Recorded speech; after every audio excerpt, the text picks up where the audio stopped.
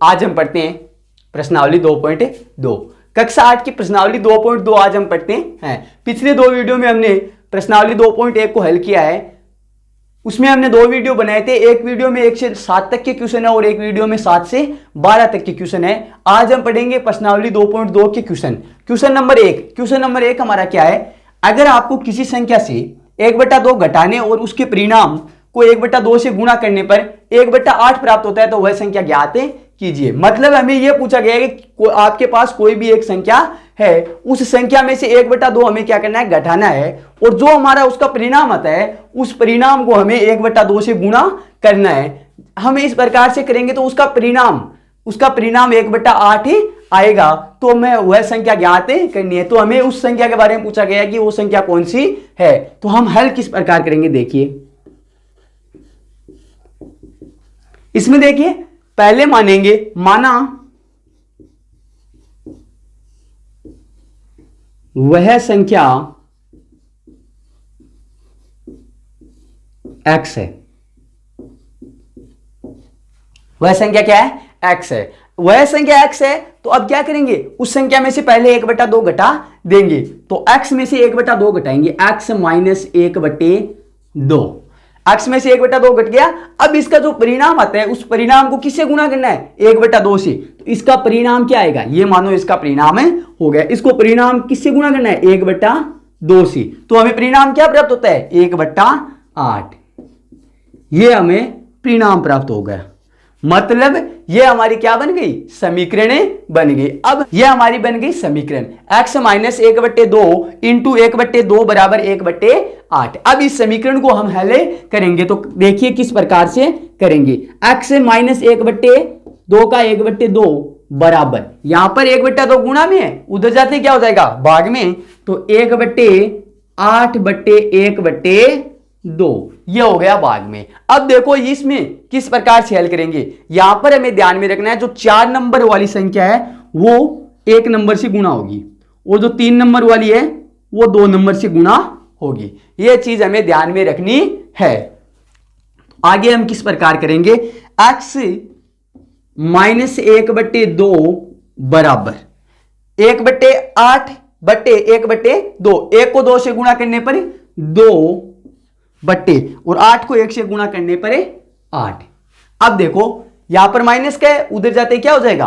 Plus का। तो x बराबर 2/8 प्लस 1/2। दोनों का लघुत्तम लेंगे, या इससे पहले हम इस समीकरण को हल कर लेते हैं। इसमें 2 का भाग पूरा जा रहा है। 2 का भाग 1 बार और 8 में कितनी बार गया? 4 बार। मतलब 1/4 प्लस 1/2 ये हो गया। अब आगे हम इसको हल करेंगे। x बराबर दोनों का लघुत्तम लेंगे। लघुत्तम क्या आएगा? 4। 4 का भाग 4 में 1 बार और 1 को 1 से गुणा करने पर 1 प्लस 2 का 4 में 2 बार और 2 को 1 से गुणा करने पर 2। 1 प्लस 2 मान क्या आ जाएगा? x बराबर 3/4। x का मान क्या आ गया? 3/4। अतः हम क्या बोलेंगे? अतः वह संख्या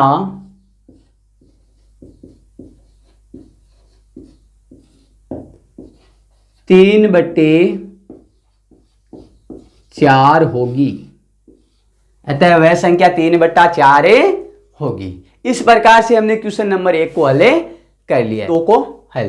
क्वेश्चन नंबर 2 क्या है हमारा? एक आयताकार तरल ताल की लंबाई उसकी चौड़ाई के दुगुने से 2 मीटर अधिक है। यदि इसका परिमाप 154 मीटर है तो इसकी लंबाई और चौड़ाई ज्ञात कीजिए। मतलब देखो हमें इसके अंदर न तो लंबाई दी गई है न चौड़ाई दी गई है, लेकिन हमें इसमें यह बताया गया है कि लंबाई उसकी चौड़ाई से दुगुने के, मतलब जितनी लंबाई है उसके दुगुने से 2 मीटर अधिक है और इसका हमें परिमाप दिया गया है। अब हमें ज्ञात क्या करना है? लंबाई और चौड़ाई दोनों को ज्ञात करना है। तो क्या करेंगे हम?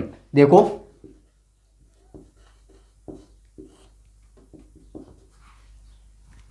अब इसमें क्या मानेंगे? इसमें क्या बताएगा? लंबाई उसकी चौड़ाई के, मतलब उसकी चौड़ाई है उसके दुगुने से 2 मीटर अधिक है। तो हम पहले क्या मानेंगे? चौड़ाई।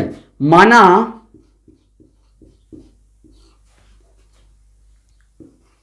आयताकार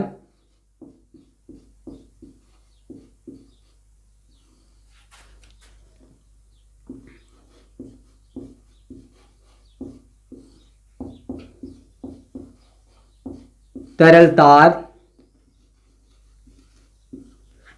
की चौड़ाई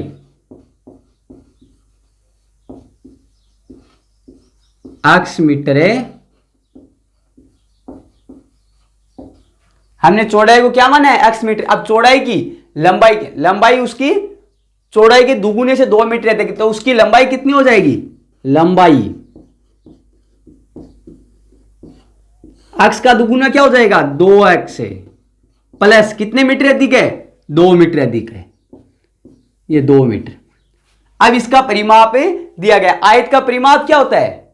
2 कोष्ठक लंबाई प्लस चौड़ाई। आयत का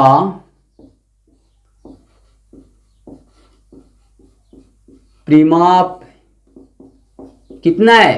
154 मीटर। आयत का परिमाप का सूत्र क्या है? 2 कोष्ठक लंबाई प्लस चौड़ाई बराबर कितना है? 154। अब देखो, अब हल करते हैं। 2 का 2 कोष्ठक लंबाई का मान क्या है? लंबाई का मान 2x प्लस 2 प्लस चौड़ाई का मान क्या है? x मीटर, यानी x बराबर कितने? 154।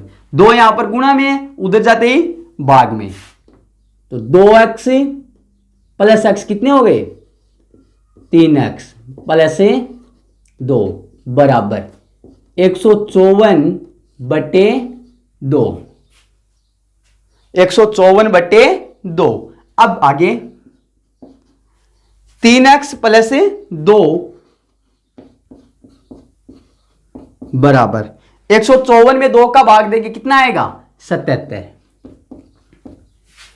2 प्लस का है, उधर जाते ही क्या हो जाएगा? माइनस का, तो 3x बराबर 77 माइनस 2। 3x बराबर 77 में से 2 गए, कितने बच गए? 75। x बराबर 3 गुणा में, उधर जाते ही भाग में, तो 75 बटे 3। x बराबर क्या हो जाएगा? 75 में 3 का भाग दो, क्या आएगा? 25। 25 75, यानी x का मान क्या आ गया? 25। यानी हमारे पास आयताकार तरल तार की चौड़ाई हमारे पास कितनी आ गई? 25 मीटर। अतः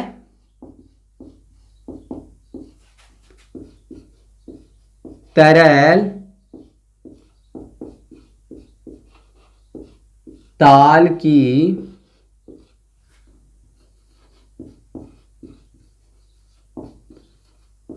चौड़ाई बराबर, चौड़ाई क्या है? x। x का मान क्या है? 25 मीटर। और लंबाई क्या हो जाएगी?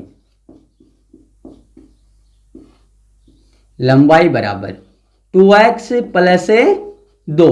2 का 2 इंटू x का मान क्या है? 25 प्लस 2। 25 को 2 से गुणा करें कितना आएगा? 50 प्लस 2 कितने हो गए? 52। अब हमारे पास लंबाई और चौड़ाई दोनों आ गई। इस प्रकार से हमें इस क्वेश्चन में लंबाई और चौड़ाई को ज्ञात करेंगे। से हमारे पास चौड़ाई आ गई 25 मीटर और लंबाई आ गई 52 मीटर। अब हम करते हैं क्वेश्चन नंबर 3 को हल। क्वेश्चन नंबर 3 क्या है हमारा? एक समद्विबाहु त्रिभुज का आधार 4 बटे, अरे यार,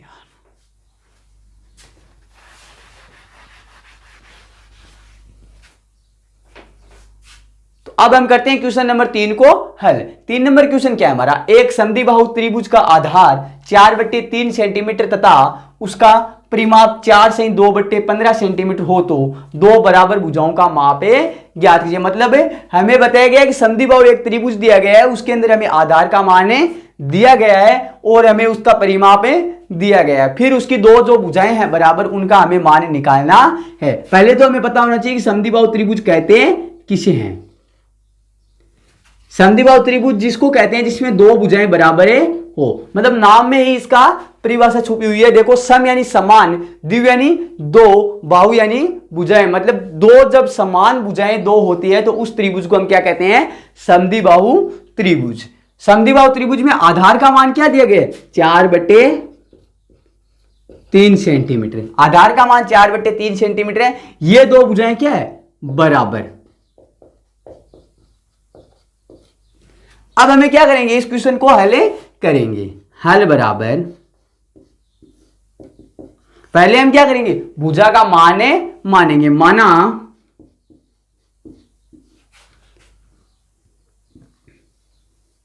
भुजा बराबर x मीटर, मतलब भुजा का मान क्या है? x metre. इस भुजा का x मीटर है तो इसका भी क्या होगा?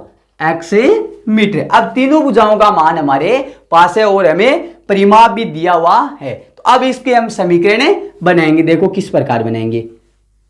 समद्विबाहु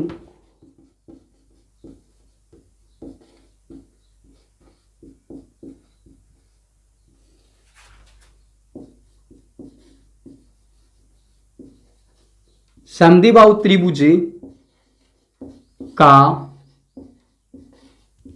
परिमाप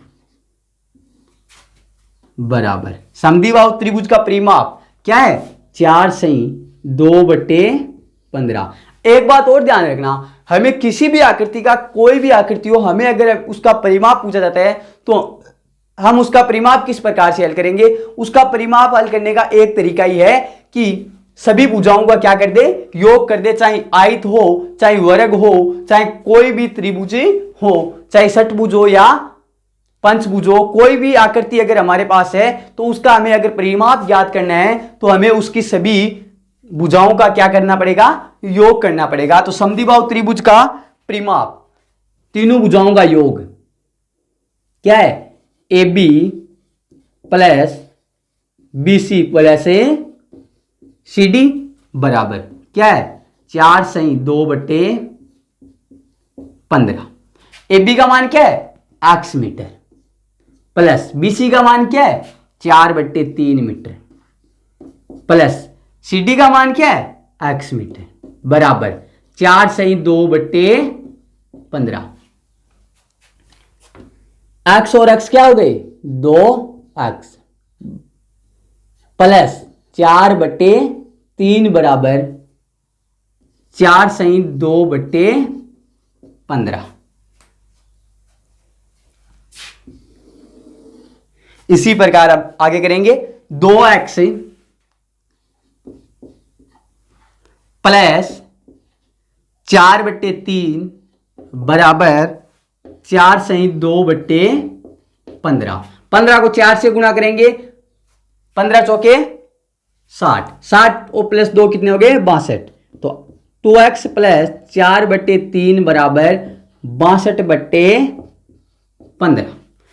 4/3 प्लस के हैं, उधर जाते क्या हो जाएंगे? माइनस के। तो 2x बराबर 62/15 माइनस 4/3। दोनों का लघुत्तम लेंगे, क्या आएगा? 15। 15 में 15 का भाग एक बार और 1 को 62 से गुणा करने पर 62। माइनस का चिन्ह है तो माइनस का। 3 का 15 में भाग कितनी जब आ जाएगा? 5 बार। 5 3 15, 5 को 4 से गुणा करने पर 20। 62 में से 20 से निकालो, क्या बचेगा? 2x बराबर 62 माइनस 20 क्या हो गया?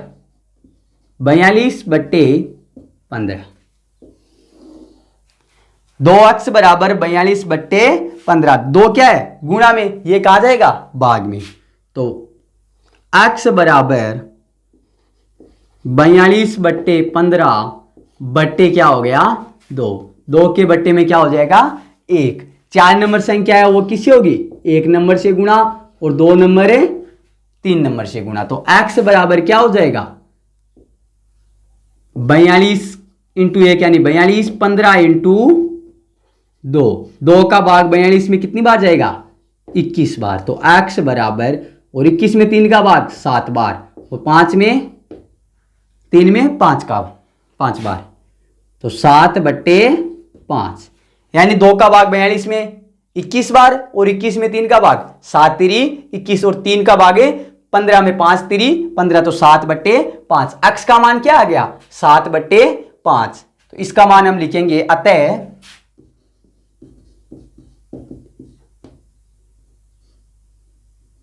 भुजा